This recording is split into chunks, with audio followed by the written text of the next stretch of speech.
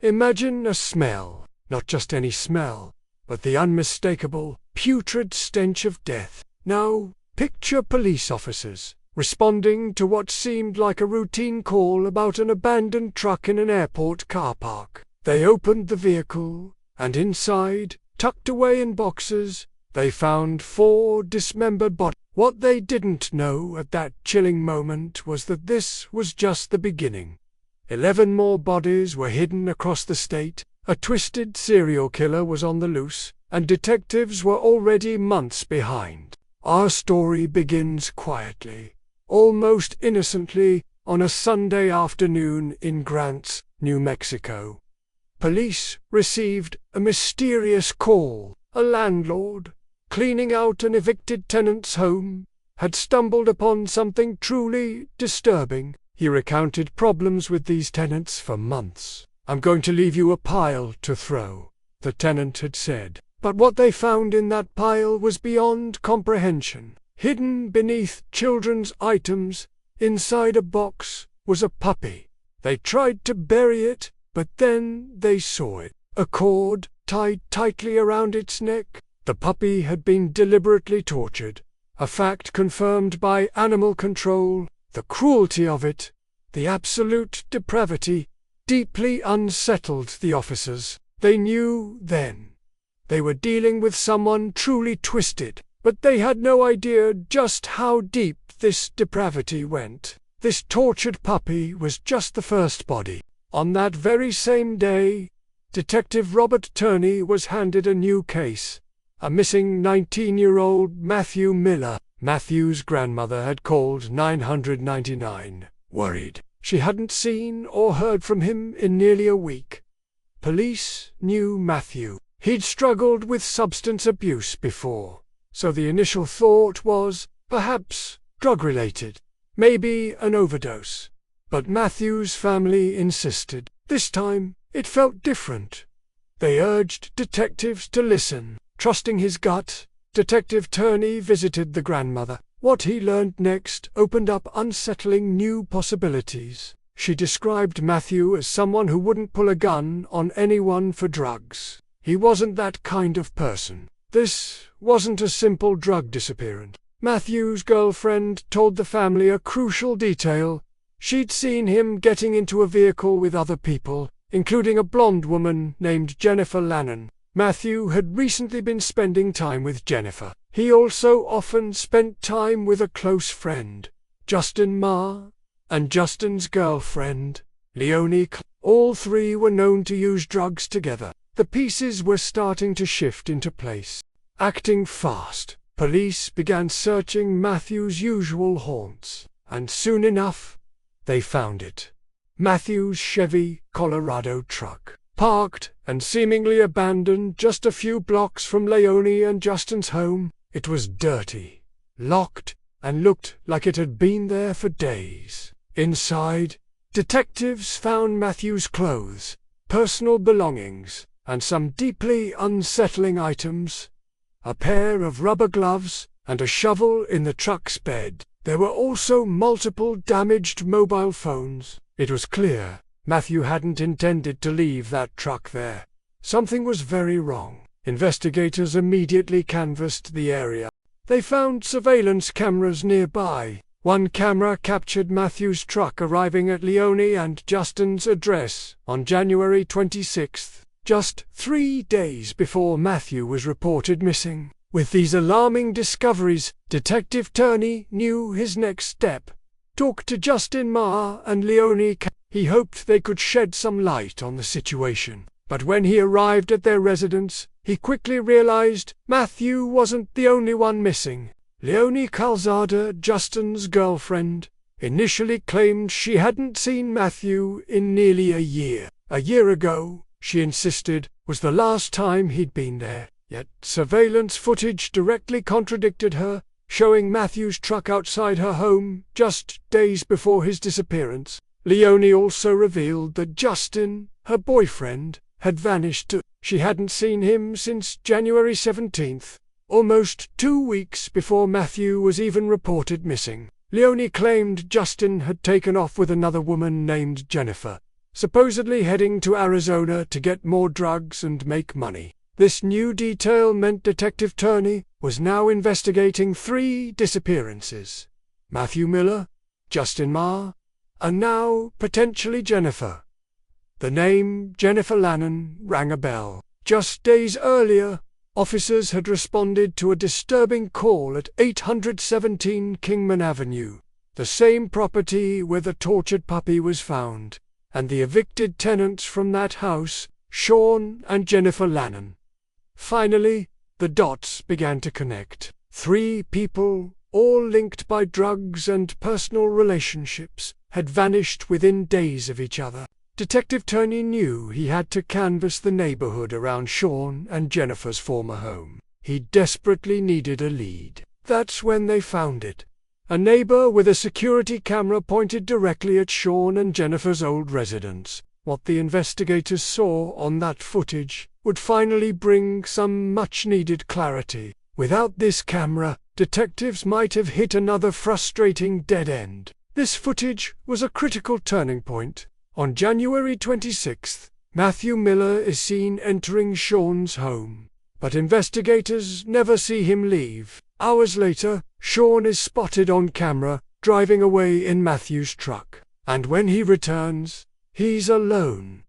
On foot, Matthew is nowhere to be seen. 2 days later, on January 28th, the same camera recorded someone loading household items into a red Dodge Dakota parked outside the residence, then driving away. For the first time, detectives had visual proof of Matthew at Jennifer and Shawn's house. The next step was clear. Detective Turney needed to speak directly to Shawn Lannon. The next morning, Shawn agreed to a formal interview. Detective Turney needed answers. Had Shawn seen Matthew Miller? Was Matthew's truck parked at his house? Had Shawn driven it? Shawn's answers were evasive, his demeanor unsettling. He was unnervingly calm, especially for a man whose ex-wife and the mother of his 3 young children had just vanished. Turney couldn't shake the feeling Shawn knew more than he was letting on. The next day, Turney got his answer. Police received an unexpected call from a man named Josh Hall. Josh was an acquaintance of Matthew Miller. He claimed he'd recently witnessed something deeply concerning, directly related to the strange disappearances. Investigators quickly arranged a meeting. Josh didn't mince words. Shawn killed all 3 of them. He murked all 3 of them, people, man, he blurted out. Josh claimed Shawn had arrived at a woman named Kelly Dodto's house, carrying a bag he hid in the ceiling. After Shawn left, Kelly found a gun inside the bag and gave it to a man named Danny Lamos, locally known as Dog. When Shawn returned and found the bag gone, he smashed his phone, agitated, before storming out. These troubling claims immediately raised suspicion around everyone involved, introducing to new persons of interest: Kelly Dodto and Daniel Lamos. Daniel Lamos was nowhere to be found. Detective Turney urgently needed to verify Josh's account by speaking with Kelly. When investigators first arrived at Kelly's house, she agreed to meet them at the station, but then never showed up. A major red flag. 2 hours later, Turney returned. This time, Kelly's behavior was noticeably different. She was distraught, reluctant, quick to mention her lawyer. Turney felt certain she was withholding crucial information. He pressed her. Did Shawn bring a bag with a gun or Jennifer's IDs? Did anyone else take the gun? Kelly denied knowing anything. But after more pressure, she admitted she had several suspicious bags in her shed, supposedly belonging to Shawn. Detectives searched. No clear signs of blood, no evidence linking back to the missing people. A frustrating dead end. The house where the puppy was found, Shawn and Jennifer's old home, had also been extensively renovated.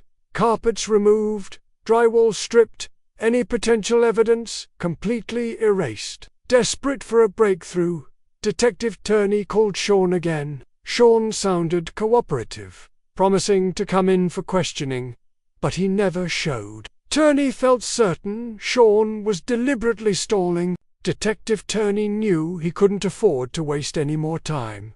He was done playing cat and mouse. CCTV footage and witness statements pointed directly at Shawn and Danny as crucial figures. Investigators dug deeper into both men's backgrounds and hit the jackpot. Shawn had an outstanding warrant for missing a court appearance, related to a 2020 assault and battery charge. This was the break they needed. On February 25th, officers located Shawn in Albuquerque and arrested him without incident. He was transported directly to the Grants Police Department for questioning. Detective Turney's goals were simple: find out what Shawn knew about the missing trio and where Danny Lemos had vanished with that alleged gun. In the interview, Shawn had an answer for everything. He claimed he only moved Matthew's truck at Matthew and Justin's request. He downplayed the disappearances, insisting it was just a drug-related business venture, nothing criminal. But Turney wasn't buying it. Without solid proof, Turney couldn't directly refute Shawn's story. So, he changed tactics. He introduced Danny Lemos's name into the conversation, offering Shawn an easy scapegoat. Shawn seized the opportunity. He implicated Danny, pointing to Danny's violent nature, even suggesting his ability to dispose of bodies using pigs. "Pigs do everything but eyeballs," Shawn chillingly stated. Beyond those accusations, Shawn stuck to his story, denying any involvement. Without solid proof, detectives had no choice but to end their questioning. But Shawn wasn't free. His outstanding warrant meant he'd spend the next 7 days in custody. The clock was ticking. Investigators spent the following week interviewing acquaintances, re-examining evidence, piecing together scattered leads. One detail nagged at Detective Turney: the mysterious red Ford truck spotted outside Shawn's residence, later leaving with unknown contents. He strongly suspected it held something crucial. 3 people remained missing, and police narrowed their focus to 2 prime suspects, Shawn Lannon and Danny Lemos. But the window to find something conclusive was closing fast. On March 3rd, Shawn completed his jail sentence and was released back onto the streets. Detective Turney knew he had to act fast. All he needed was one single lead, some hint of where the bodies might be hidden. And then, on March 5th, the call came. Security at Albuquerque's Sunport Airport reported an abandoned red Ford Ranger, eerily similar to the one from surveillance footage. Officers arrived. "Kind of smells," one noted. Another, "There's a pretty foul smell coming from the vehicle." What they found inside confirmed their darkest fears. In the back of the truck, in several sealed storage bins, emitting an unmistakable smell of decay, were the dismembered bodies of Jennifer Lannon, Matthew Miller, and Justin Marr. Jennifer had been shot at close range in the head. Justin had a gunshot wound to the head and severe blunt force injuries, and Matthew's body showed clear signs of massive head trauma. Beaten to death, but the horrors didn't end there. Hidden beneath a tarp in the passenger seat was yet another body. Randall Apostolum, the truck's owner. He'd suffered severe blunt force trauma, and a bloodied hammer, found nearby, was clearly the weapon. More disturbing evidence: multiple serrated knives, stained with blood, a handsaw, industrial gloves, all pointing to calculated, cold-blooded murder. It was still unclear why Randall had been murdered, or how his death connected to the others, but they wouldn't have to wait long. Detectives immediately turned to the airport surveillance cameras. The truck hadn't driven itself there, and there he was. On March 3rd, just 2 days before the gruesome discovery, the cameras captured Shawn Lannon driving the truck into the car park, exiting and leaving behind the bodies of his 4 victims. Finally, detectives found their killer, but Shawn had slipped out of Albuquerque and vanished. The U.S. Marshals issued a nationwide alert. Shawn posed an active threat, possibly on a violent crime spree. Authorities across multiple states joined the manhunt. On March 9th, Detective Turney received another disturbing call. Shawn Lannon was now wanted in connection to another murder, committed just a day earlier in New Jersey. The victim was Michael Dyskovsky, someone Shawn had known for many years. Shawn's violent spree was far from over, with 5 bodies discovered and a serial killer on the loose. Police knew anyone in Shawn Lannon's circle could be next. Federal authorities tracked his movements, monitoring surveillance footage and mobile phone data. Finally, on the morning of March 10th, U.S. Marshals pinpointed Shawn's location in St. Louis, Missouri. They quickly moved in. He was captured without incident, ending his killing spree. Extradited back to New Jersey, the evidence against Shawn Lannon was overwhelming, but critical questions remained.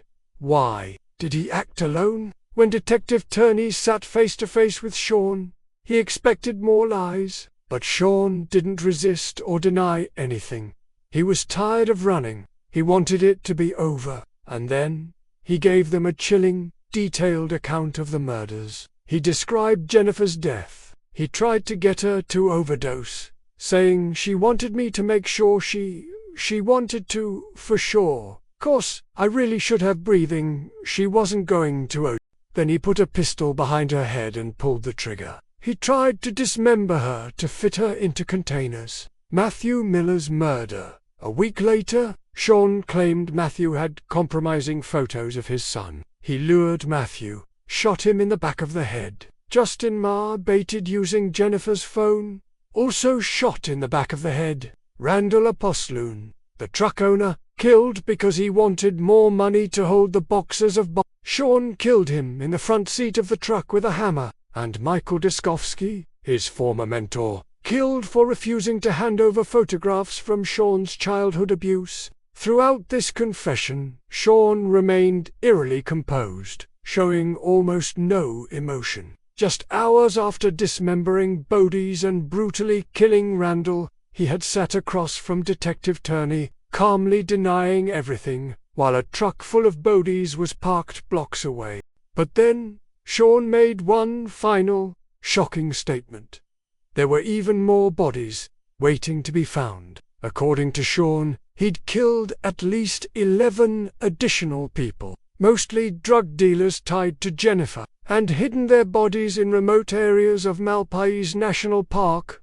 Detectives approached these claims cautiously, knowing Shawn was a skilled manipulator. Despite extensive searches, no additional bodies were ever discovered, and Shawn's claims remained unverified. Detective Turney also investigated Danny Lemos, but after exhaustive interviews, cleared him and all other potential suspects, concluding Shawn acted entirely alone. In October 2022, Shawn pleaded guilty to the first-degree murder of Michael Dyskovsky, receiving 35 years. In May 2024, he pleaded guilty to killing Jennifer Lannon, Justin Marr, Matthew Miller, and Randall Apostolon, receiving 4 consecutive 15-year sentences. He will serve his sentence in New Jersey first, then return to New Mexico for an additional 60 years. Shawn Lannon, the man who turned an abandoned truck into a mobile tomb,